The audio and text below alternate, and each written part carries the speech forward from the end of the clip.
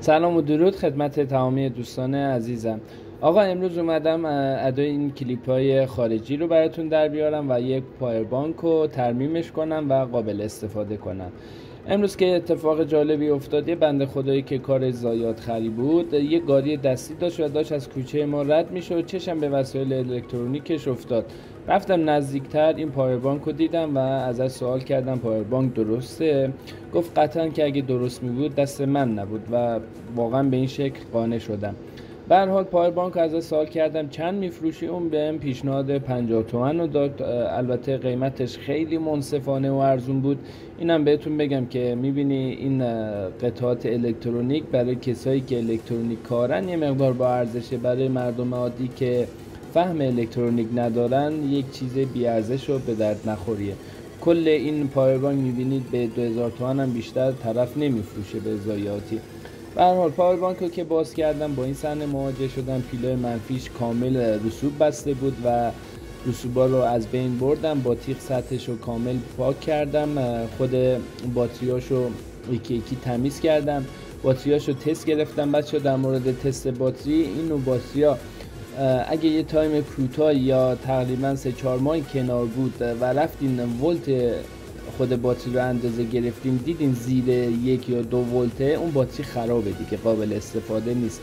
چون باتری سالم هیچ موقع افت ولتاژ شدیدی نداره. میبینین اینم یه نمونه که این پاور بانک معلومه تایم خیلی زیادی کنار بوده ولی باتریاش به هر حال الان شارژ داره. باتری ها رو تمیز کردم و به کمک دسته نقطه جوش پیلا رو به هم یکی یکی نقطه جوش کردم و مثبت و منفیش رو قشنگ نقطه جوش کردم که اتصالات محکم گرفته باشه. یه نکته ای که در مورد باتری میخوام بهتون بگم، باتری های پاور بانکی دو نوعه، یا مثل همینا قلمی بزرگه یا اینکه به صورت باتری موبایلی با ظرفیت‌های بالا یا به اصطلاح باتری کتابی.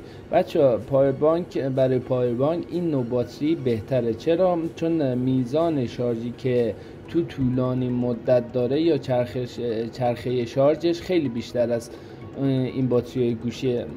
منظورم اینه که عمر بیشتری داره نسبت به باتری‌های گوشی. برای همین تو دستگاهی که نیاز به دوام بالاتری داره از این باتری استفاده میکنن و باتری خیلی با کیفیتیه.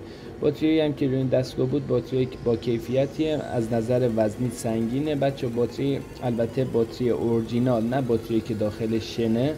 باتری اورجینال هر چی سنگین تر باشه مقدار شارژی که نگه میداره بیشتره، چون مواد داخلش مواد بیشتریه و پرتره و میزان شارژ نگهداریش هم خیلی بیشتره. و به هر حال اینجا کل کار رو خدمتتون گذاشتم و باتری ها رو میذارم و پاور بانک رو جمع میکنم. بعد از این ساعت تو شارژ بودن پاور بانک مشکلش حل شد. البته اینم بگم کلیدش خراب بود که من تو ویدیو دیگه نذاشتم، کلیدش رو تعویض کردم و به همچین پاور بانک خوشگل و ناناز و دخترونه رسیدم. بابشم که اول ویدیو دیدین خیلی کثیف بود، با تاید و ریکا کامل شستم، هم تحت عنوان ضد عفونی، چون پاور بانک معلوم نیست که کجا بوده، دست چه افرادی افتاده. به هر حال کامل با الکل و ضد عفونی کامل سرویسش کردم، برد و خوش کردم. اینم نتیجه کار. ممنون از وقتی که برای این ویدیو گذاشتین دوستان. خواهش دارم ازتون حمایت کنین که باعث انرژی دادن و تهیه ویدیو در آینده میشه. تا ویدیو آینده، خدا به همراهتون.